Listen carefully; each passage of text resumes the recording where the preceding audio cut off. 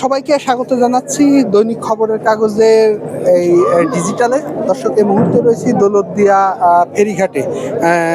ফেরিঘাটে আবারও কিন্তু আরেকটি দুর্ঘটনা ঘটেছে। সেটি হলো যে এই দৌলতদিয়া 7 নং ফেরিঘাটে আবারও একটি বাস পদ্মা নদীতে কিন্তু নিমজ্জিত হয়েছে। আমরা যেটি দেখেছি আজ সকাল 9:30টার দিকে কুষ্টিয়া থেকে ছেড়ে আসা এসবি পরিবহনের এই বাসটি এই ফেরিতে উঠতে গিয়ে নিয়ন্ত্রণ হারিয়ে ফেরির উপর থেকে নদীতে পড়ে যায় করবি এই ফেরিটি থেকে, এবং তারপরে উদ্ধারকারী জাহাজ হামজা দ্রুততার সাথে এই ঘাট এলাকায় এসে 2.5 ঘন্টা পর বাসটি নদী থেকে উপরে তুলে রেখেছে।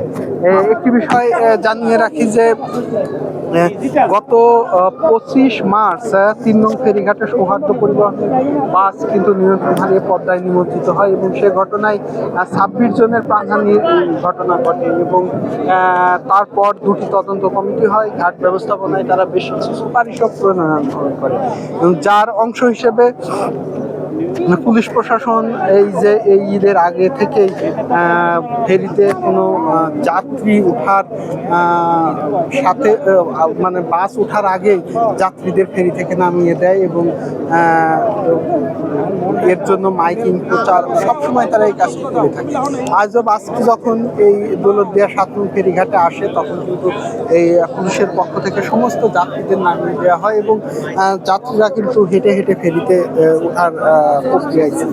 আমরা যেটি দেখেছি যে বাসটিতে সে সময়ে শুধুমাত্র চালক এবং চালকের সহকারী ছিল, কিন্তু যারা যাত্রী ছিল তাদের সাথে কথা বলেছি, তারা যেটি দেখেছে যে অস্বাভাবিক গতিতে বাসটি কিন্তু ফেরিতে উঠতেছিল, তখন চালক লাফিয়ে পড়ে, এবং বাসটি যখন নদীতে নিমজ্জিত হয় সে সময় কিন্তু এখানে সে সময় আমরা দেখেছি তারা দেখেছে যে চালক লাফিয়ে কিন্তু পড়ে যায়, ফলে তাদেরকে উদ্ধার করে গোয়ালন্দ উপজেলা স্বাস্থ্য কমপ্লেক্সে নিয়ে যায় এই স্থানীয়রা, এবং তারা সুস্থ আছে। এ ঘটনায় কিন্তু কোনো হতাহতের কোনো ঘটনা ঘটেনি, কোনো ঘটনা আমরা ঘটেনি।